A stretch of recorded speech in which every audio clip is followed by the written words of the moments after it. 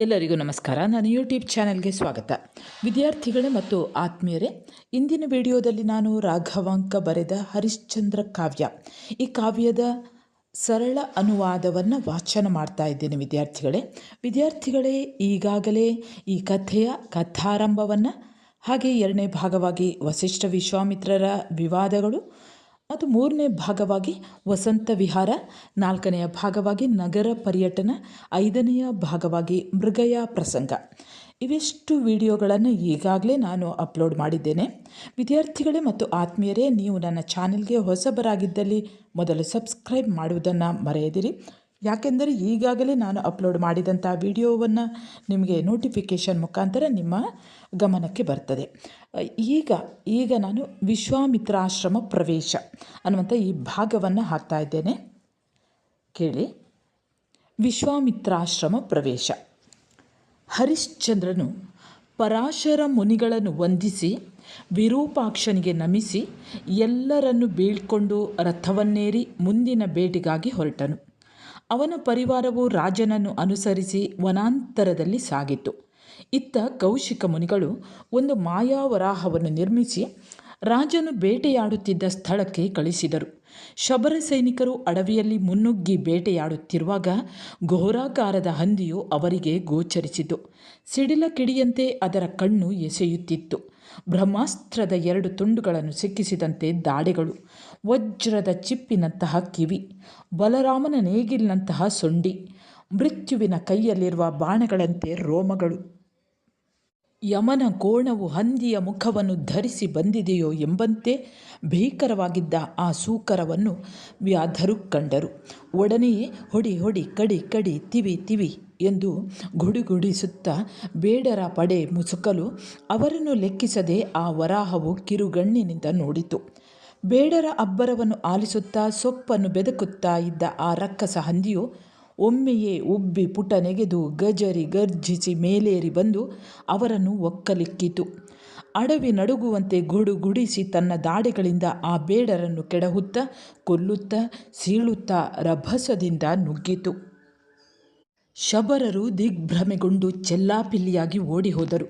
ಮತ್ತೆ ಎಲ್ಲರೂ ಒಟ್ಟುಗೂಡಿ ನಾಯಿಗಳನ್ನು ಛೂ ಬಿಟ್ಟು 4 ದೆಸೆಗಳಿಂದಲೂ ಬಂದು ಹಂದಿಯನ್ನು ಮುತ್ತಿದರು.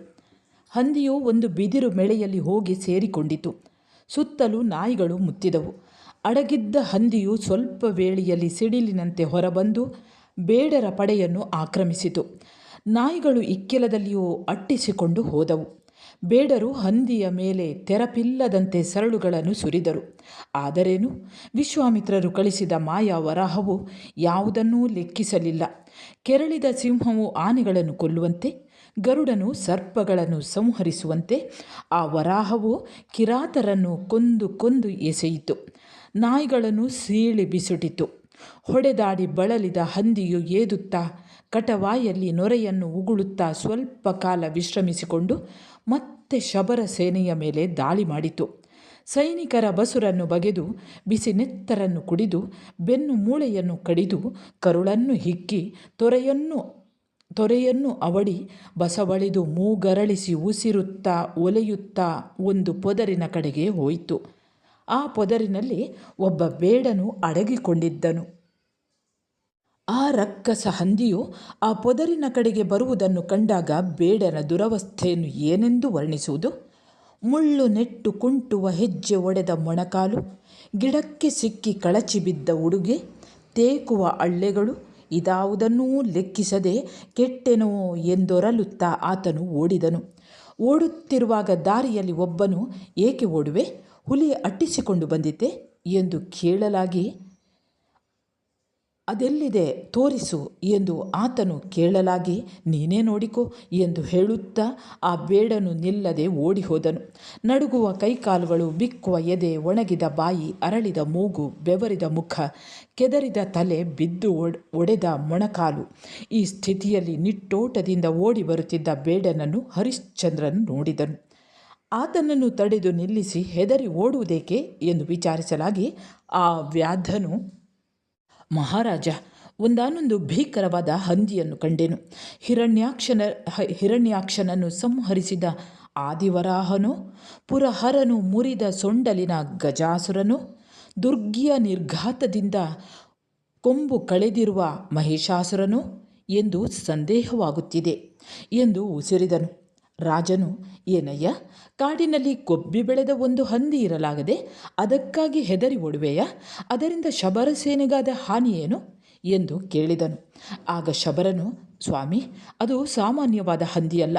ನಮ್ಮ ಸೇನೆಯನ್ನು ಕೊಂದಿಕ್ಕಿತು, ನಾಯಿಗಳನ್ನು ಸೀಳಿ ಬಿಸುಟಿತು, ಅದರ ಪರಿಯನ್ನು ವರ್ಣಿಸಲಾರೆ ಎಂದು ಹಲುಬಿದನು.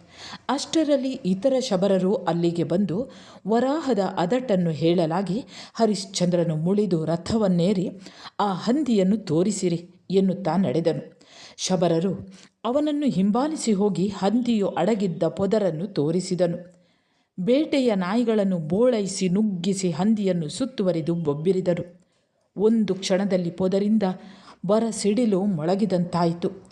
ಘೋರಾಕಾರದ ಸೂಕರವು ಗುಡುಗುಡಿಸುತ್ತಾ ಸಿಡಿದು ಬಂದು ಶಬರ ಸಂಕುಲವನ್ನು ಧಿಕ್ಕರಿಸಿ ಕಿಕ್ಕರಿಸಿ ಸೀಳಿ ಬಿಸುಡಿತು. ಹರಿತವಾದ ಆಯುಧಗಳನ್ನು ತುಂಬಿದ ಬಂಡಿಯು ಬಾಳೆಯ ತೋಟದಲ್ಲಿ ರಭಸದಿಂದ ಓಡಿದಂತಾಯಿತು.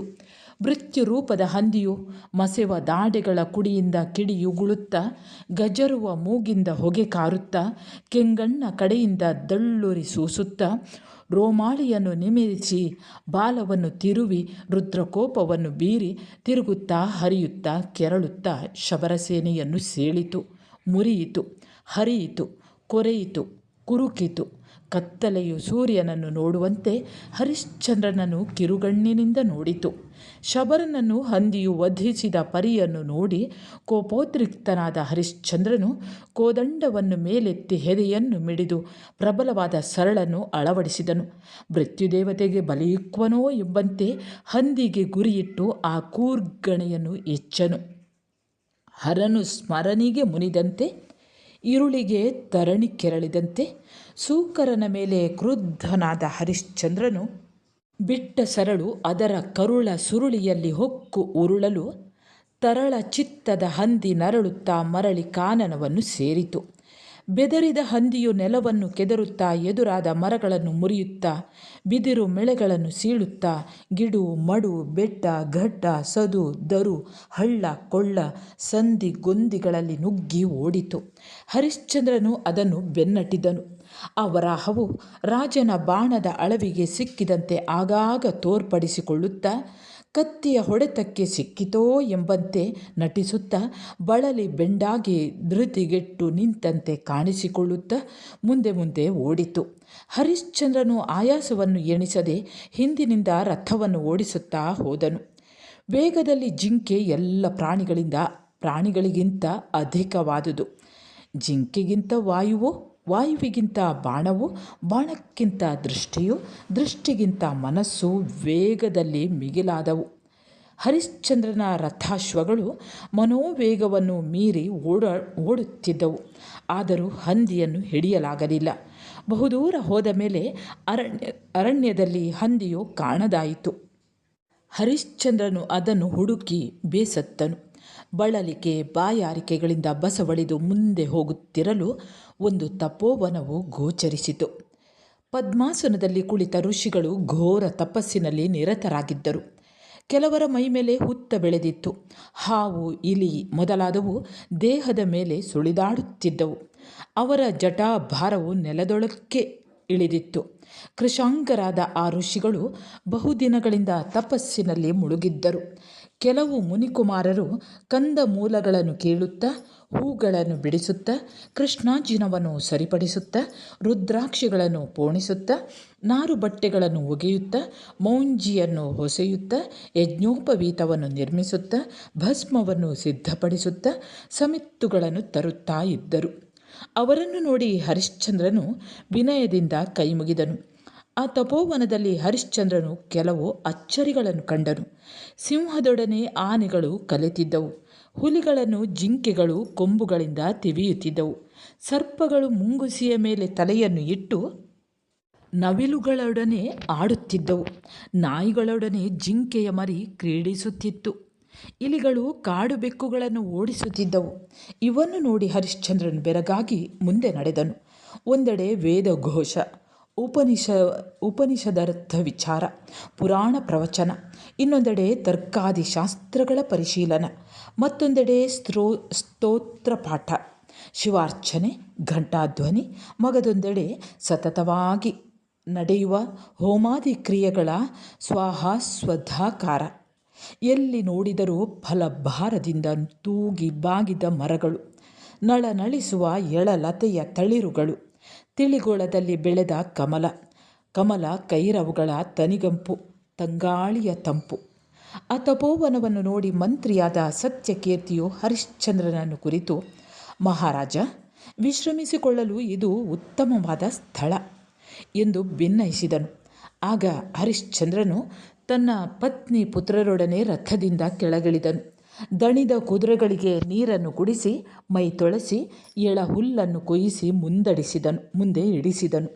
ಅಷ್ಟರಲ್ಲಿ ಹಿಂಬಾಲಿಸಿ ಬಂದ ಸೈನಿಕರನ್ನು ದೂರದಲ್ಲಿ ಇಳಿಸಿ, ಹರಿಶ್ಚಂದ್ರನು ಮಂತ್ರಿಯೊಡನೆ ಬಂದು ಒಂದು ತಿಳಿ ನೀರಿನ ಕೊಳದಲ್ಲಿ ಇಳಿದು ನೀರನ್ನು ಕುಡಿದು ದಡದ ಮೇಲೆ ಎಳೆ ಚಿಗುರುಗಳನ್ನು ಹಾಸಿ ವಿಶ್ರಮಿಸಿಕೊಂಡನು.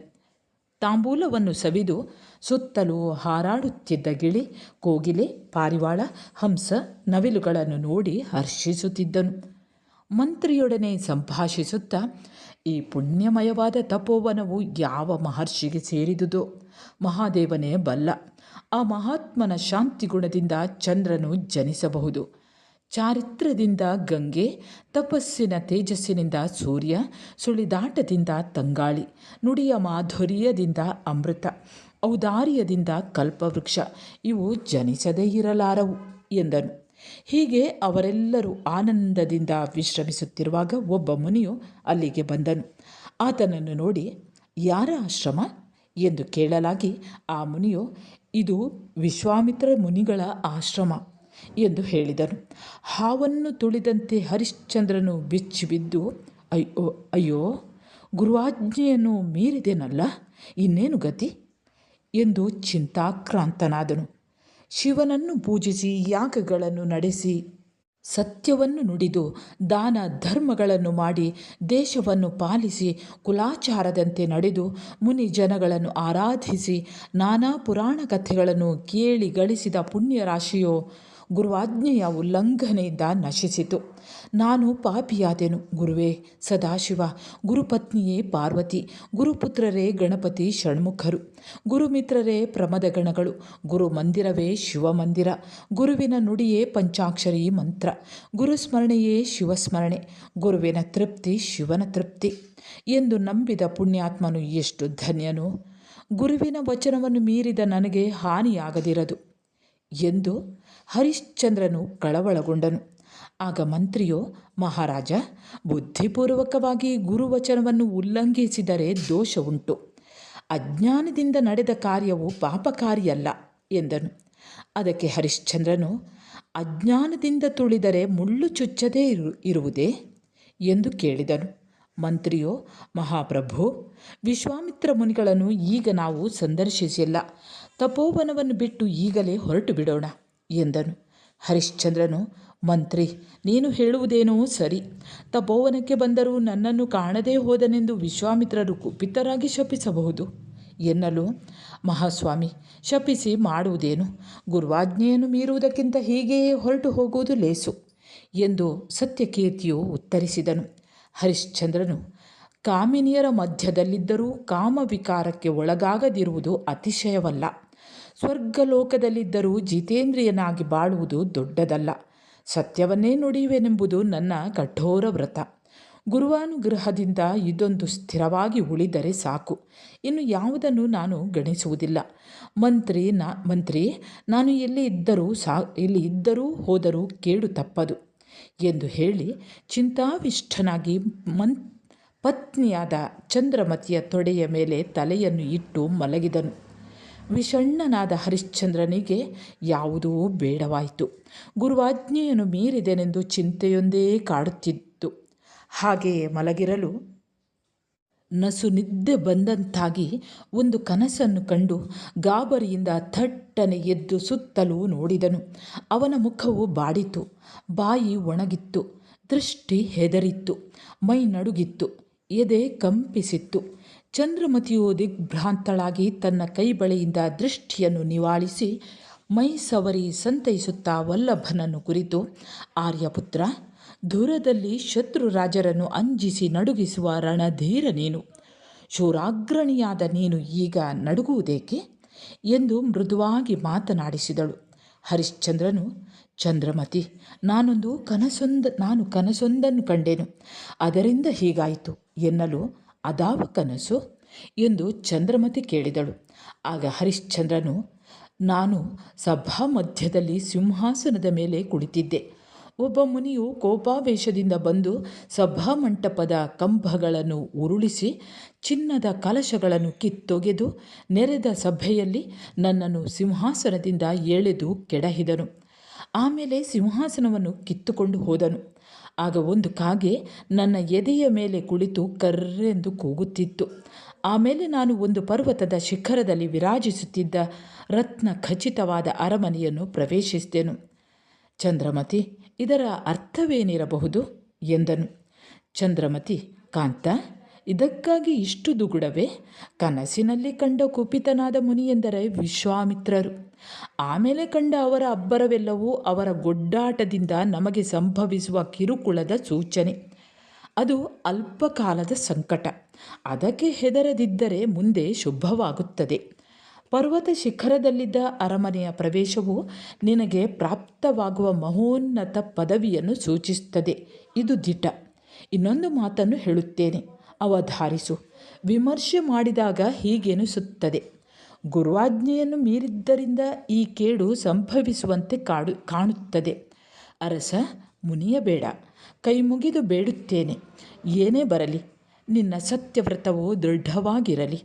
ನನಗೆ, ನಮ್ಮ ಮಗನಿಗೆ, ಮಂತ್ರಿಗೆ, ರಾಜ್ಯಕ್ಕೆ, ಚತುರಂಗ ಸೇನೆಗೆ, ಸಕಲ ಭಂಡಾರಕ್ಕೆ, ನಗರಕ್ಕೆ, ಸರ್ವ ಪರಿವಾರಕ್ಕೆ ಯಾವ ವಿಪತ್ತು ಬಂದರೂ ಬರಲಿ, ಸತ್ಯವನ್ನು ಮಾತ್ರ ಬಿಡಬೇಡಿ. ಮತ್ತೊಮ್ಮೆ ಕೈಮುಗಿದು ಕೇಳಿಕೊಳ್ಳುತ್ತೇನೆ ಎಂದಳು. ಹರಿಶ್ಚಂದ್ರನು ಚಿಂತೆಯಲ್ಲಿ ಮುಳುಗಿದ್ದನು. ಮಡದಿ ಏನು ಹೇಳಿದಳು? ನಾನು ಏನನ್ನು ಕೇಳಿದೆನು? ಮುಂದೆ ಮಾಡುವುದೇನು? ನಾನು ಎಲ್ಲಿಂದ ಬಂದೆ? ನನ್ನೊಡನೆ ಯಾರಿರುವರು? ನಾನಿರುವುದು ಎಲ್ಲಿ ಎಂಬುದೊಂದು ಅವನಿಗೆ ತೋರಲಿಲ್ಲ. ಚಿತ್ರದಲ್ಲಿ ಚಿತ್ರಿಸಲ್ಪಟ್ಟವನಂತೆ ದುಮ್ಮಾನದಿಂದ ಮಿಸುಕಾಡದೆ ಕುಳಿತನು. ಮಂತ್ರಿಯೋ, ಮಹಾರಾಜ, ಸುಮ್ಮನೆ ಕುಳಿತರೆ ಏನಾಗುವುದು? ವಿಶ್ವಾಮಿತ್ರರನ್ನು ಕಂಡು ವಂದಿಸಿ ಬೇಗನೆ ಇಲ್ಲಿಂದ ಹೊರಟು ಹೋಗೋಣ, ನಡೆ ಎಂದು ಹೇಳುತ್ತಿದ್ದನು.